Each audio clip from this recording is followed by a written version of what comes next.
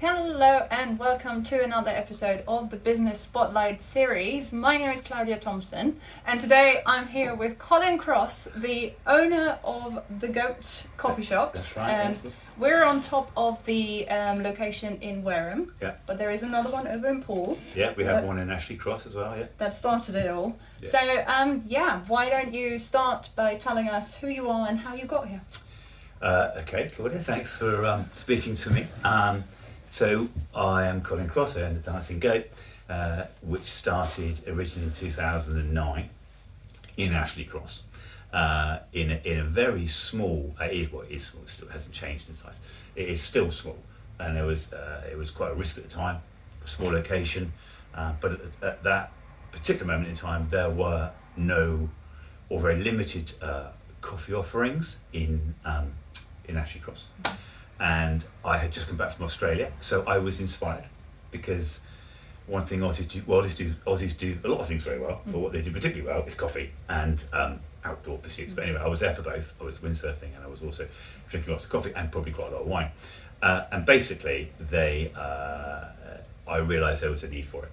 So I took on a very, very small space, which was very, very, very cheap. So I think when you start a business, you know, if it comes with minimal to no overheads, then you're kind of on a winner. So it was small, it's only selling coffee. I didn't want like a 27-seater restaurant, so we kept our costs low. It was all very informal, and we started there, and that grew and grew and grew. And I don't know, how much depth you want to go into, but obviously in time led to me opening the coffee saloons and had 7 sites, and it was all backed and inspired by the goat. And then where we are now, so let's fast forward the last 15 years, we are now, I am expanding the goat by myself. Previously I've had investment, and this time I'm doing it on my own, which, for those that are going to do it, it feels very different when you do it by yourself, right? So the first time, I think the phrase is OPM. I'm not very business minded a lot of the time, so thanks for giving me the credit of being so. But OPM, other people's money. Previously I did it with investors, and this time I'm doing it on my own. So it's a different feeling. I still care as much. I still want it to be a success, but when you know that it's going to affect, if it goes wrong, your home and your lifestyle and your future, I think you are slightly more engaged. So, which is why this particular site is, I think, so nice, and we hope to do more. So I don't know if I answered a question. Yeah, no, that answered the question. I went on a bit, yeah. Cool. And you said you're looking to open more locations. Well, yeah. How are you gonna make sure that, because there's possibly other people out there that are thinking about opening other premises, locations on different places where you can't be all of the time. Yeah. How do you make sure the essential goatness is there, whether you're in it or not? So I think you do this. So you create operations manuals, and even on a business. So happy to hear that. Yeah. It's not very good. It's my first ever attempt, and it's a bit rough, and it's already out of date. But it was my effort to. So this basically, if you're going to expand a business or scale a business within 2 or 3 sites, there's no real good reason why you can't oversee them personally. As long as you've made them geographically achievable, you can get to each site within a reasonable period of time, so you're not spending driving all day. Employ good staff you can leave anyway, and then you have to physically go and see the sites. But beyond that, you can, as I've done there with the operations manual, it sounds a bit high and mighty. It's pretty rough. It's my first ever attempt, but it does mean the staff can at least order their own products when they need to. They know the basics. They know the brand message. I think when you expand, it's important to keep the brand consistent. Yeah. And 20 years ago, 15 years ago, no one cared about the word. Well, I'm sure they cared, but the word brand was not used then as much as it is now. I think that, so when you do expand, like when I opened here in Wareham, it wasn't, oh, there's another coffee shop coming. It was like, oh, the goat's coming to Wareham. How exciting is that? Yeah. So once you've got the brand, then it really doesn't matter too much who else is doing the same or similar, because your brand has already established itself as being a leader in what it does. So therefore, when it does arrive in a new town, regardless of competition, obviously you're not going to go head to head with another high-end specialty coffee shop, but you can go up against a chain, you can go up against a cafe that sells coffee and cake and everything else. So you have to pick what you do. But it's just being consistent, I think. Yeah, no, and I love that you said it might not be the best manual, but it is a start, because sometimes when I start talking to people about operations manual, they're a bit deterred, and I think like, oh my god, that's way too difficult, but it's just making a start and just doing something that works for you. Yeah, it's good, and I think as well, what I've seen in it, the staff joked, I mean, I can't swear on this, I won't, but they kind of took something out of me. Yeah. The fact that I was making all this effort to write this manual about how to run a coffee shop, which sounds ridiculous. You turn up, you make coffee. But actually you don't. You know, it's things like, is the door open properly? Is the blind out? Is the music right? There are so many little variables that if one of those isn't right, it kind of can spoil the whole atmosphere of the business. And I think they have actually, all said and done, they've actually quite enjoyed the manual, because it's a point of reference. If I'm not available and they're not trying to do something, it may be in there. And I've got to get it better, and I've got to keep updating it, which is I will do with the help of others, because I can't even type a document, so I have to get people to help me do stuff, but it can be done cheaply. Fantastic. So yeah. And you mentioned earlier that without a good team you'd be nothing. So what have been your biggest learnings as an employer since you started out? So the hard thing about without doubt, that a business is nothing without staff, right? And it doesn't matter how good you are or I am or anyone else is. If the team aren't engaged with you, then it isn't going to work. And invariably, I have made mistakes, and it's unreasonable to think you're not going to you will get it wrong. You will employ the wrong person. So, if you see, although I've advertised for staff, most of my staff have knocked on the door and asked about jobs here. So they've already liked the style of your shop, they like the style of your brand, they might even know you personally, and they want to work for you. So that takes out a lot of the marketing side of stuff. So if I put a job advert on Indeed for someone to work in a coffee shop, I will be inundated, most of which of those people will not be right for the go. So we use our social media to advertise, we use our presence itself to advertise. And I think that probably is a more natural way to get staff. And then if the staff tend to be all similar ages, they tend to have similar interests, and those guys will bond together. So in an ideal world, you want your staff to become friends with each other, which they do. They form their own team, and then you just have to guide them. Having to nurture every single member of staff would be exhausting. I couldn't do it. I'd get bored. So I think get people to work well together. Like if you go downstairs now, in fact I can hear them in the background, they're laughing, they're having a good time, so that doesn't feel like work. So I think kind of like choose the right people, put the right people with the right people, know their strengths and their weaknesses, and put the right team together. If that's an answer. Yeah, no, it's a great answer. Get the right people on the right seat on the bus. Yeah, exactly. And make sure. Not everyone wants to drive the bus, right? Yeah. Some people want to go in the back, right? And I don't mind the person who sits at the back of the bus, because if everyone drives the bus, it's never going to work. Absolutely. And there is a position for everyone on the bus, and some of the best people are at the back of the bus. And I actually find there are people within my company that are happily sitting at the back, but they're the funny ones. I was going to say, they're the ones that they bring something that if they weren't there, the bus would not be complete.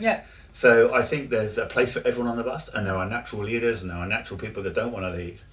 But as long as they're all on that bus together and all going in the same direction, I'm happy with that. There's enough seats for everyone. You sit where you want to sit. As long as you do what you're supposed to do in that seat, I don't really mind. That's it. So I like the bus analogy. It's good. If you had to start again from square one, is there anything you would do differently now? I probably wouldn't do it. If I was actually, I was probably going to be a fighter pilot. Yeah. No, I actually think it's really hard to say what you would do if you had the chance again. And I honestly feel that a lot of what you learn along the way, so you never really. I think I'm going to say learn by your mistakes. You need to limit your mistakes, obviously, but you learn by your mistakes. So if I did it, I don't know what. I don't actually think I would.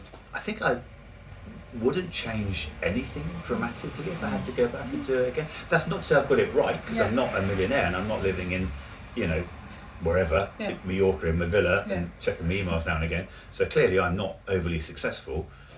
So, in a way you don't always know what your mistakes are. For me, this particular industry has been a lifestyle business for me. As you know, I've got my dog sat on the floor down there. I've got a lovely dog. Indy's down there. Record, and I've got my Land Rover outside. And I've had choices and throughout my life, and I have chosen to balance my lifestyle with my work ethic. And if you can get good income and have a good lifestyle, that's great. But so would I say? Sorry, I haven't really answered your question. Would I change anything? Probably not. Apart from I probably would just gone and got a high-paid job somewhere, and not had all the stress over the time. I mean, eventually in time, the stress becomes less, and you may become successful, and it may operate without your guidance. But up until that point, it's fairly stressful. It's not for everyone. Yeah, that's true. On that note, let's talk work-life balance. Yeah. Is that a thing? Can you be successful and have a successful, fulfilled personal life? Well, for me, it's complicated. It's how you measure success, right? So, I mean, as I've got older, I've become a bit philosophical, and I'm at an age now where some of my friends have been ill, and there's horrible stuff flying around sometimes, and I think that success to me now is being healthy, having a good family, having, in my case, a lovely dog, and having free time. So time to me is success. Some people measure it by money, but I think if you measure it by money, then you're going to miss out on some good stuff. So I think it's a balance, and I would positively encourage anyone that is going to work for themselves. Do not underestimate the stress it will cause you. And whilst it will be fun, particularly if you're doing something you enjoy, I would fully encourage you to go for it, but make sure you build in a mechanism that you get time out. If you don't get that, you're going to end up resenting the business. How do you do that? Well, I've chosen a business that I enjoy being in. So I've chosen to work. I didn't really choose to work in coffee. I fell into coffee, but I was in an interior before, and I fell into coffee. And I love coffee, and I love playing the music, and I love designing the shops. So I've kind of made my work. It does interact and sort of what's that word I'm trying to say? Mingle. It mingles with what I enjoy anyway. Yeah. So if you can get the two to work together, then you're really not ever going to feel you're at work. So don't choose to do something you don't really enjoy, because there's probably jobs out there that earn lots and lots of money, but I don't want to do them. Yeah. I don't even want to think about them, because I know I'd hate it the very second I arrived. So I think in any business, as long as you essentially are choosing to do something you have an interest in or passion for, then your chance of success, and I don't mean success in terms of money, but your chance of being happy, being able to pay your mortgage, being able to sort of have the lifestyle you want, is like to be the case if you enjoy what you do. Cool. If you don't enjoy what you do, don't do it. Yeah, that's absolutely. Yeah. So, couldn't have said it better. No. Something that when I speak to newer business owners that they feel a bit, I think, threatened by or a bit worried, is financial management, and then it comes this whole I'm not good with math. So what would be your advice for people that are a bit hesitant? Well, you're talking to one. Okay, cool. So I'm rubbish. Yeah. I'm rubbish at money, right? So I have a bookkeeper, I have an accountant, and I just have a feeling of where I'm going. I just look at my bank balance. Okay. If it's got money in it, then I must be doing okay. Am I making money? I've got no idea. Okay. So what I was given advice, and I always take advice, and I was given good advice recently, and that's if you don't like doing something within your business, get someone else to do it. So the one piece of advice I would give you is nowadays there's certainly some fantastic business management software, the Zeros and the Sages and stuff. We've got Zero. Yeah. I have got no idea how to use it. Literally zero. Yeah. Zero. Zero. So I have to employ someone Yeah. to run it for me. Mm-hmm.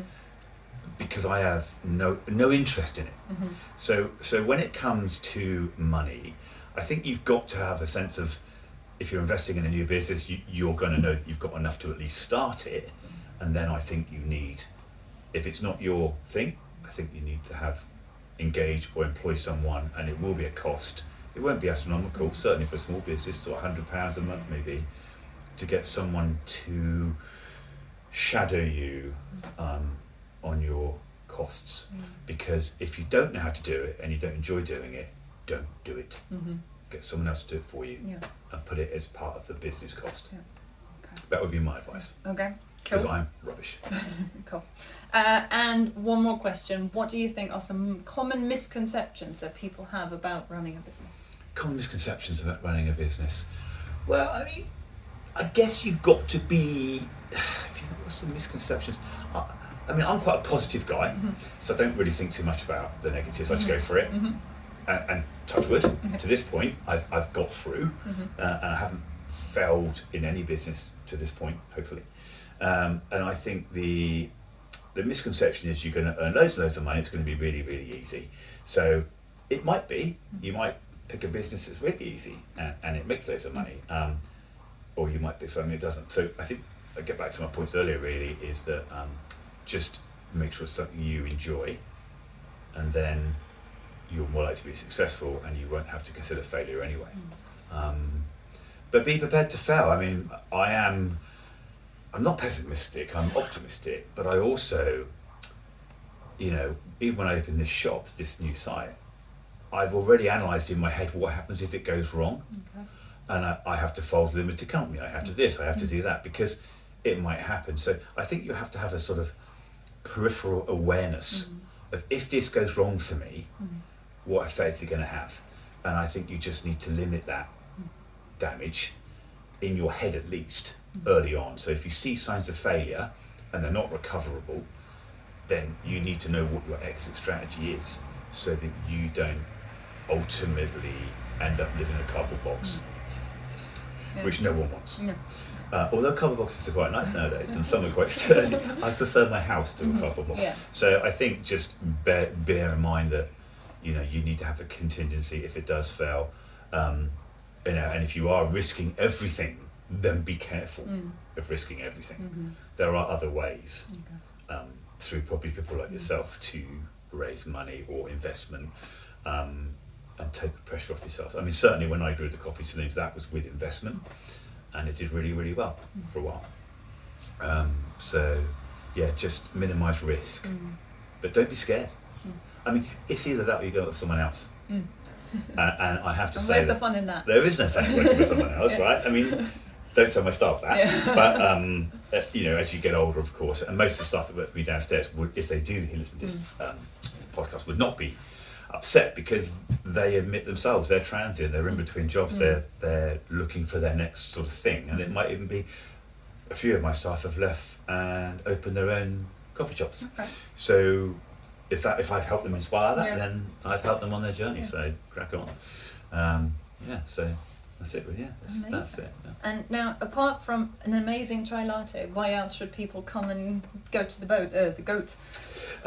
Why go to the goat? Well, I think the goat's really special. I think because when you go to a business that's essentially run by an individual or a small team, it feels family. So our coffee is good, right? And it is. I go as far as saying excellent, and some of the highest standard coffee available locally. We use the best machines. We have training. We have the best roastery. We do all we can to make the best possible coffee. So if you're into coffee, then you would probably choose us anyway. But I'm not naive enough to know that there isn't choice. So that's where the brand kicks in, the style, the staff. My staff will, if you came here every day, they would know your name. They'd know your dog's called Colin. They would know a lot about you. So when you go to get, you kind of, I hear customers going, oh, I'm going to go to Wareham today because I'm going to go and see Katie. Yeah. They don't even mention the word coffee. Yeah. They're going to see a member of staff that they're going to have a bit of a laugh with, get a great coffee, have some lunch maybe or a snack or whatever, and then go walk the dog. So I think that's the key. Is a business like this. It's not just about the product. It's the people. It's the effort I make in the background to make the style feel, somewhere you want to go. So yeah, there's loads of little factors, but yes, coffee is always up there. Just to be fair. Coffee's a cool Yeah, thing. coffee. Yeah, can't be a coffee shop without good coffee. Fantastic. How can people get in touch? How can they find out more about you? Well, I think the easiest thing is obviously if you don't already know about us or know where we are, then Instagram's the obvious one. So just it's just under the Dancing Go. Facebook's the same. In both the stores are all clubbed together under one Instagram title. So that's it really. Google, we try and work in on Google. So basically, if you know the name, the goat, just remember that. Yeah. You should be able to find us wherever we are. I do try to make that happen by using various people to help me do that. That's about it really. Just look out for the goat, and never know, might be one coming near you. Fantastic. Thank you so much, Colin. This was really, really interesting. Yeah, you're Lots welcome. of fun. It's fun. Pleasure to meet Indy. Yeah, Indy's there. She's sleeping in bed. My first ever podcast, so if I've spoken too much or too little, I apologise for that. But, perfect amount of speaking. It was fun. I enjoyed it. Yeah, Cool. do it again. Fantastic. Thanks Thank you so much.